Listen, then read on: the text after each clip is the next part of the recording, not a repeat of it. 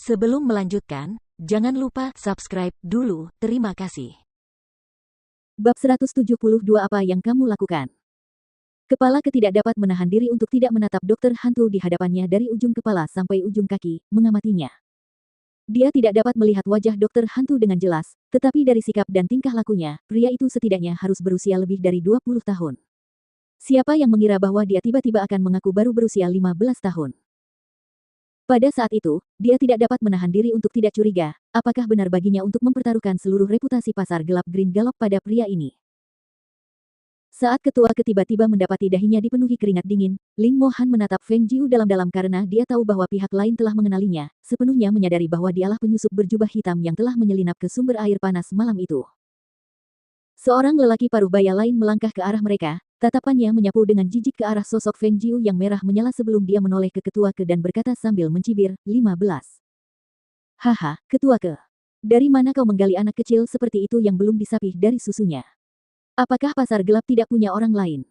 Apakah kau benar-benar harus menggunakan anak yang kikuk untuk ikut serta dalam pertemuan besar pengobatan ajaib? Apakah kau tidak takut bahwa kau hanya akan berakhir dengan mempermalukan dan mempermalukan pasar gelap tempatmu berada? Ketika ketua ke mendengar kata-kata itu, dia menatap tajam dan berwibawa ke arah lelaki paruh baya itu dan berkata dengan tidak sopan, sepertinya aku tidak ingat bahwa urusan pasar gelap menjadi urusan pria ini. Haha, pasar gelap telah merugi selama 3 tahun berturut-turut dan harus kukatakan aku bisa mengerti bagaimana perasaan ketua ke. Pria paruh baya itu kemudian menatap ketua ke dengan nada mengejek lalu menarik seorang pemuda yang berusia sekitar 18 atau 19 tahun ke depan, untuk tersenyum menjilat ke arah Ling Mohan sambil berkata, Guru, Ling, ini putra bungsuku. Dia bahkan belum sempat menyelesaikan kata-katanya ketika tiba-tiba dia diinterupsi. Ling Mohan bahkan tidak melihat ke arah ayah dan anak itu, tatapannya hanya tertuju pada Feng Jiu saat dia berkata, anak muda, pertemuan besar pengobatan ajaib belum dimulai. Mengapa kamu tidak jalan-jalan denganku? Tentu. Sudut mulutnya melengkung membentuk senyum dan dia menoleh ke kepala ke untuk berkata, aku akan kembali saat pertemuan dimulai. Ketua ke menatap Ling Mohan dengan heran, lalu mengalihkan pandangannya ke Feng Jiu sebelum menjawab, tentu. Silakan saja. Melihat dua orang, satu berpakaian hitam dan satu berpakaian merah berjalan ke sisi lain, dia mulai bertanya dalam hatinya. Mereka berdua saling kenal. Apa hubungan Anda dengan pasar gelap? Ling Mohan bertanya sambil menatap pemuda berpakaian merah yang lebih pendek beberapa tingkat darinya, alisnya berkerut. Tidak heran pemuda itu memanggilnya paman.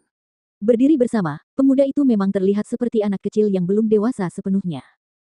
Seperti yang telah kau lihat. Mereka mengundangku ke sini untuk membantu mereka.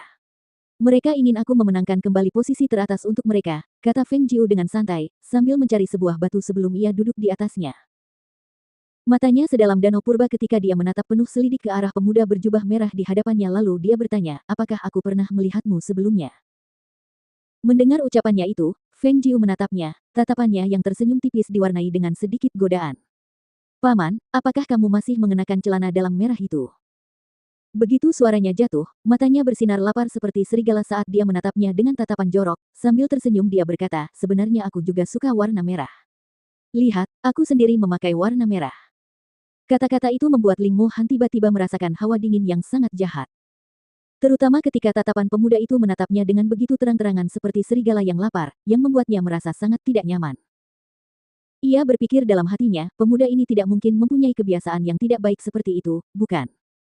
Paman Ling, ada apa?